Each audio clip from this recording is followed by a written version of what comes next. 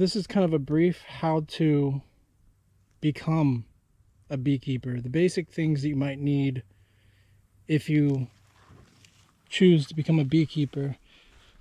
This setup is relatively simple. Some of these things are optional, but for the most part, you're going to need the majority of this.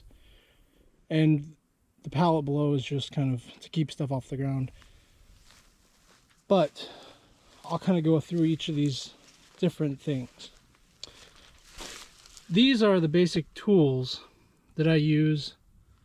Don't use all of them all the time, but I do use them occasionally. This is basically what you use this for, is to hang frames that you're working on. You can hang it on the side of a box. You can hang 3 frames on this. In the event that you choose to pull frames out of a hive, you can set one aside and just kind of make it easier. These frames right here are deep brood frames. Also deep hive body. The difference that you're going to get is, if you can see on this, this has actually already been dipped in wax. So it's a foundation. This is a plastic foundation. And the reason this is important is because giving your bees something to start with is really important. It makes life a lot easier. The likelihood of them taking to this frame is much, much higher. Now, one thing that's really important to note is for honey production, you can use these. A lot of people have different methods on honey production. If you just want to buy one type of frame, this one's a really good one. However, this frame, if you leave it in the sun, can warp. Mainly because it's black, absorbs a lot of the light and heat. This box right here, this is a pine commercial grade box. It should be painted. It's not been painted. I will eventually paint it. It holds 10 frames. So you have options of 8 frame, 10 frame, and various other ones if you get a custom made box. I elect to go with a simple 10 frame deep hive body. The reason I choose to do that is because it makes my life a lot easier. I use these for brood boxes and honey supers. It's a little bit more unconventional to use them as a honey super because these things can weigh completely filled with frames over 100 pounds. Let me just go ahead and put these frames in here, kind of show you the layout.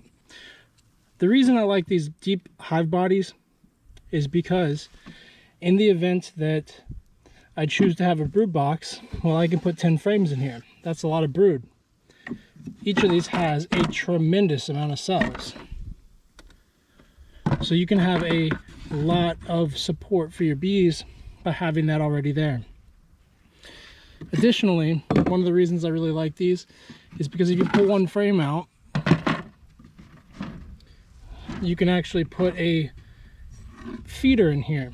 So for beginning beekeepers, I know I don't have an extra feeder laying around right now, but for beginning beekeepers, having a in-hive feeder is very, very helpful.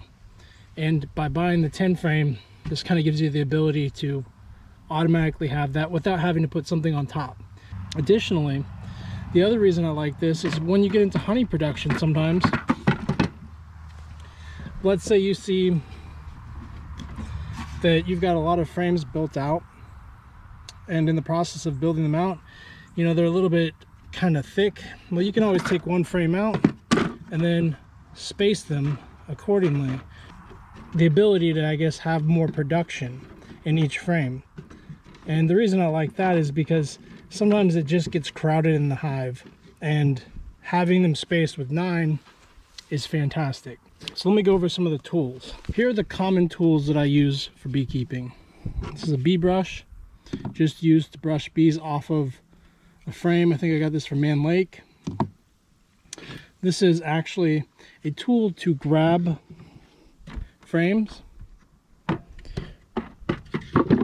I don't use this one a lot, and the reason I don't use it a lot is because when you're dealing with honey or brood, you have a tendency to kind of get down into it, and you're always going to cause damage. The two most common types of tools that you'll see beekeepers use are these hive tools. Now, these two hive tools here, this is called I think a J hook or J hive tool.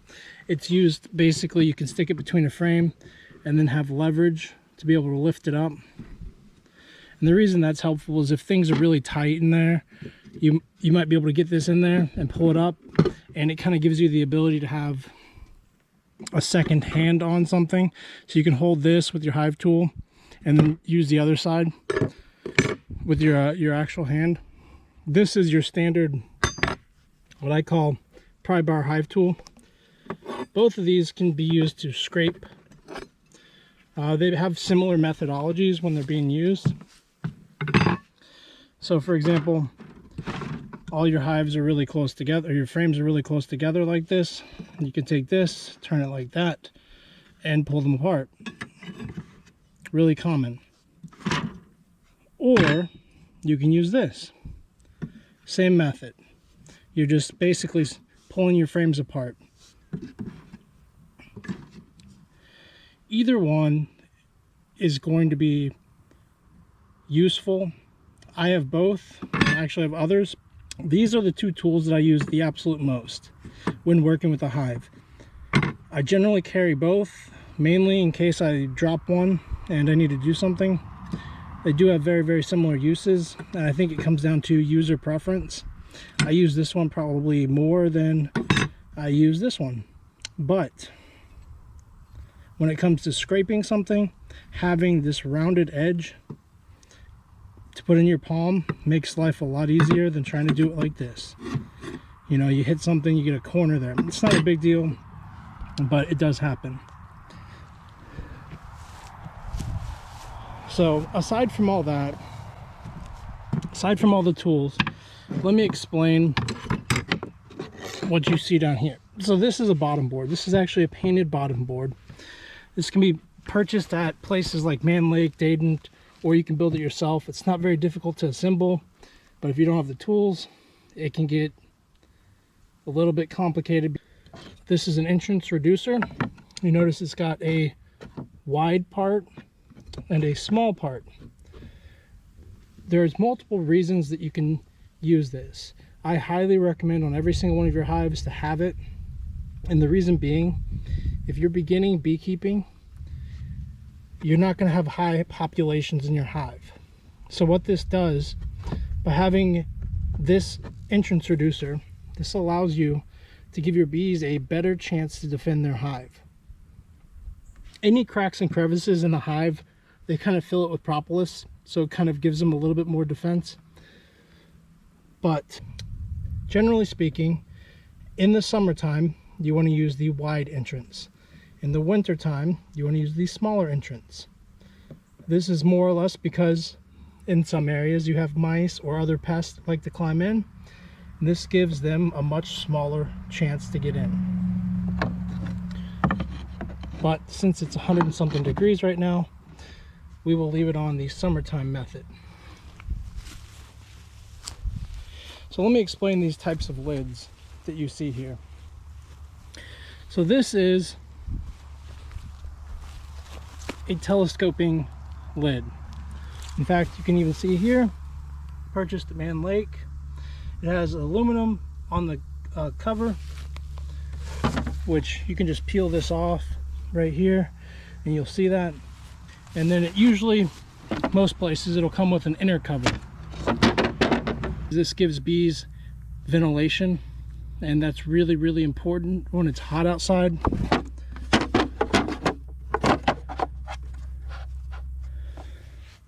But it's just basically a piece of plywood framed in with a hole in the middle. This is what's called a migratory cover. This migratory cover, it's very helpful in the sense that if you're doing a lot of management with your hives, it might get cumbersome to always be removing the telescoping cover. So what you can do instead is by having this. And the reason I like this is it kind of gives you the ability to not necessarily need an inner cover. So if you're moving your hives around a lot or just working on them all the time and you're in an area that doesn't have a lot of wind, this is a really good cover to have. Frequently they're a lot cheaper and you can generally assemble them yourself or build them yourself. It's not complicated. A couple pieces of wood screwed together. And I like it because you can slide it. So you can just look in the side and see how things are going.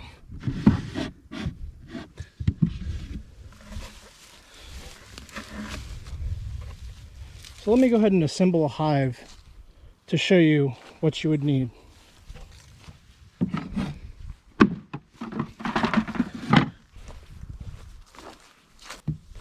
So this would be a standard hive that you could start with. With these tools here additionally, let me lay out what I think is actually important.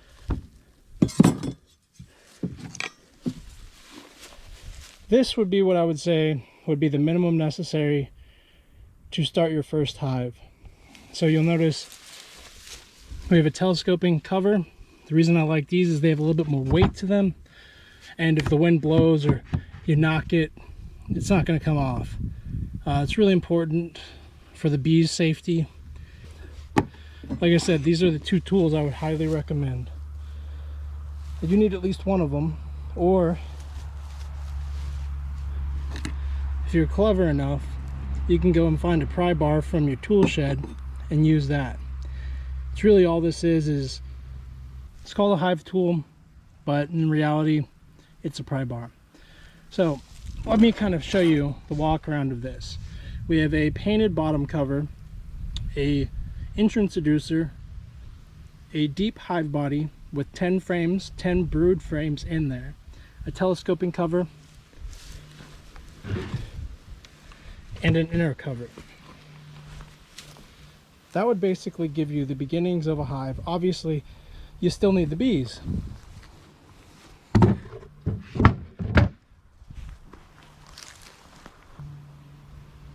I personally recommend you finding a local beekeeper and talking to them, maybe doing a tour and ordering bees from them.